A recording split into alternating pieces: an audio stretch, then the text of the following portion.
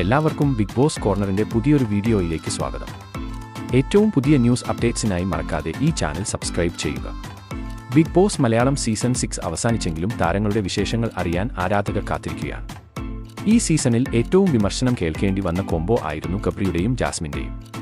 Season തുടങ്ങിയപ്പോൾ മുതൽ രണ്ടുപേരും കോംബോ ആയിട്ടാണ് നിന്നത്. ബിഗ് ബോസിനകത്തും പുറത്തും ഈ കോംബോയ്ക്കെതിരെ വിമർശനം ഉയർന്നിരുന്നു. എന്നാൽ ഇരുവരും കോംബോ തുടർന്നു.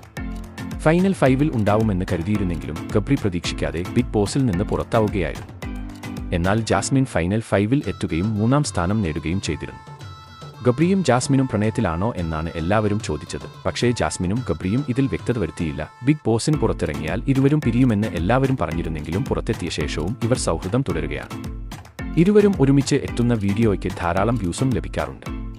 ഇപ്പോൾ ഇരുവരും ഒരുമിച്ചുള്ള വീഡിയോ ആണ് വൈറൽ ആവുന്നത്. ബംഗളൂർ പോയത് എന്തിനാണ്, കുറച്ച് വിശേഷങ്ങൾ പറയാനുണ്ട് എന്ന ക്യാപ്ഷനോടെയാണ് ജാസ്മിൻ വീഡിയോ പങ്കുവച്ചത്. ബംഗളൂരുവിൽ എത്തിയ വിശേഷമാണ് ഗബ്രിയും ജാസ്മിനും പങ്കുവയ്ക്കുന്നത്. ജാസ്മിന്റെ യൂട്യൂബ് ചാനലാണ് വീഡിയോ പങ്കുവച്ചിരിക്കുന്നത്. കൊച്ചിയിൽ നിന്ന് ഡ്രൈവ് ചെയ്താണ് താനും ജാസ്മിനും ബംഗളൂരുവിൽ എത്തിയത് എന്നാണ് ഗബ്രി പറയുന്നത്.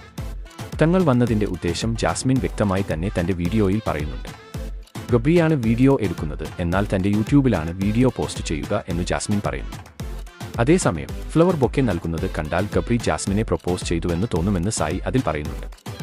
നീ എന്തിനാണ് ഇത് വാങ്ങിച്ചത് എന്ന് ജാസ്മിൻ ഗബ്രിയോട് ചോദിക്കുന്നുമുണ്ട്. എനിക്ക് ഇത് ഇഷ്ടമായതുകൊണ്ടാണ് എന്നാണ് ഗബ്രി പറയുന്നത്. നിരവധി പേരാണ് പുതിയ വീഡിയോയ്ക്ക് കമന്റുമായി എത്തുന്നത്. രണ്ടുപേരും ഒരുമിച്ചുള്ള വീഡിയോസ് എത്ര കണ്ടാലും മടുക്കത്തില്ല, ഇനിയും നിങ്ങൾ ഒരുമിച്ചുള്ള വ്ലോഗ്സ് വേണം, മെയ്ഡ് ഫോർ ഇച്ച് അതർ എന്നിങ്ങനെ നിരവധി കമന്റുകളാണ് വന്നുകൊണ്ടിരിക്കുന്നത്. തന്നെ ആയാലും ഇരുവരും ഒന്നിക്കുമോ എന്ന് നമുക്ക് കണ്ടുതന്നെ അറിയണം. അപ്പോൾ ഇതുപോലത്തെ കൂടുതൽ ന്യൂസ് അപ്ഡേറ്റ്സിനായി ഈ ചാനൽ മറക്കാതെ സബ്സ്ക്രൈബ് ചെയ്യുക.